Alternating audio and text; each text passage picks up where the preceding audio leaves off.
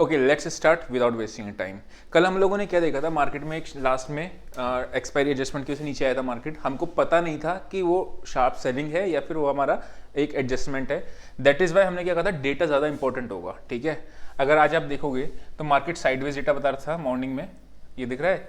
उसके बाद यहाँ पे समवेयर अराउंड 11 बजे के आसपास प्राइस एक्शन पॉजिटिव बन रहा था, बट डेटा नहीं अलाइन कर रहा था। ठीक है, डेटा अपना नेगेटिव की तरफ बढ़ता है और प्राइस एक्शन आपका अभी हम चार्ट में देखेंगे तो आपको थोड़ा सा पॉजिटिव दे रहा था, 17,600 के आसपास था।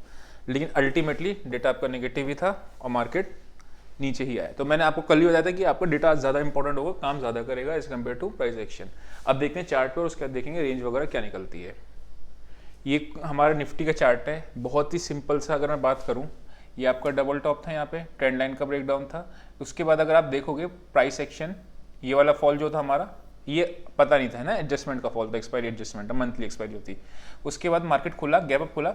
इस केस में मार्केट जनरली ऊपर की तरफ सस्टेन करता है ना, लेकिन नहीं किया मार्केट में। अगर ये शॉर्ट सेलर्स होते यहाँ पे तो ये ऊपर की तरफ एक सस्टेन कर जाता है, इस तरीके से मूव आ जाता है। क्यों? क्योंकि ये ट्रैप हो चुके होते हैं, मार्केट में एक ऊपर का मूव मिलता है। हालांकि इधर थोड़ा सा ऊपर मिला, उसके बाद मार्केट नीचे आया। प्राइस एक्शन के साथ मार्केट यहाँ पे थोड़ा सा ये पॉजिटिव सिग्नल दे रहा था। उसका रीजन क्या था, अगर आप ध्यान से देखोगे तो ये देख रहे हो, ये विक्स बन रही है, करेक्ट। और यहीं पे समवेयर अराउंड इस जगह पे इसने 5 मिनट्स पे पॉजिटिव प्राइस एक्शन भी था, मार्केट ऊपर तक गया भी था। कहाँ तक गया था?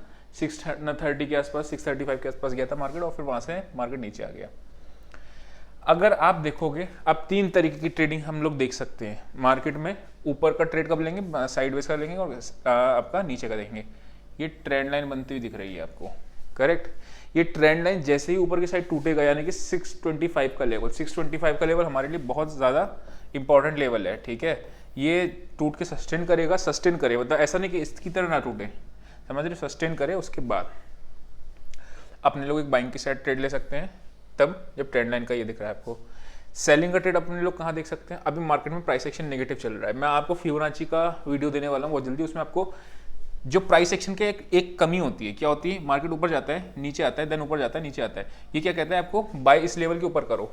लेकिन अगर हम, उसकी वजह से होता क्या है, उसकी वजह से हमारा ये वाला मूव छूट जाता है।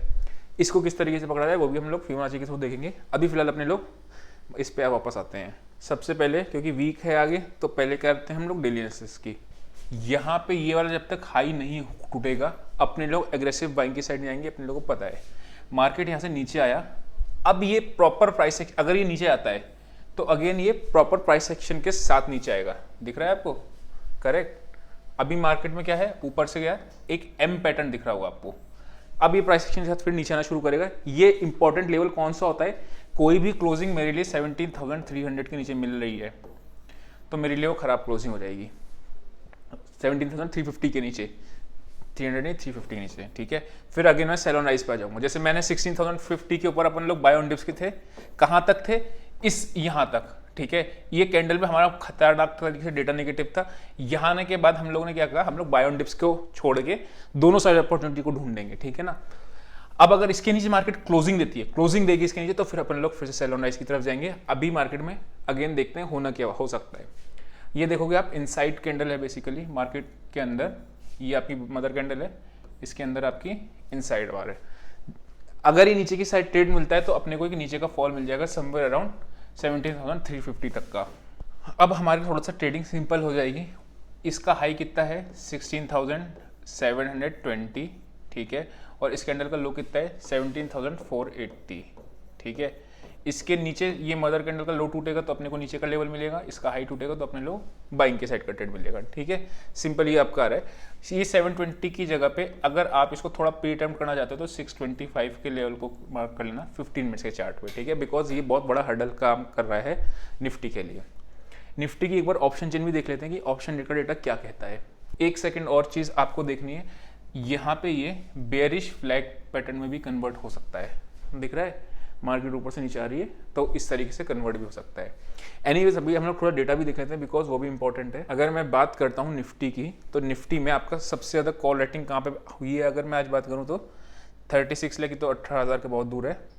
लेकिन 22 लाख, 11 लाख, 16 लाख, ठीक है, 17 लाख बैठे इस तरीके से हैं। और पुट्स में कितना है, 18,53,000, और कहीं नहीं है, 9 लाख है। यहाँ पे कितना है, 17, 16, 22, इस तरीके से वहाँ वो नंबर सिर्फ आपका 17,500, 17,500 इज द नीचे का ब्रेक लेवल। ये लेवल अब 480 हमारी लेने जा रही थी, मतलब 480 से नीचे अगर जाएगा तो मार्केट काफ़ी हद तक चांसेस है कि 350 तक भी चला जाए।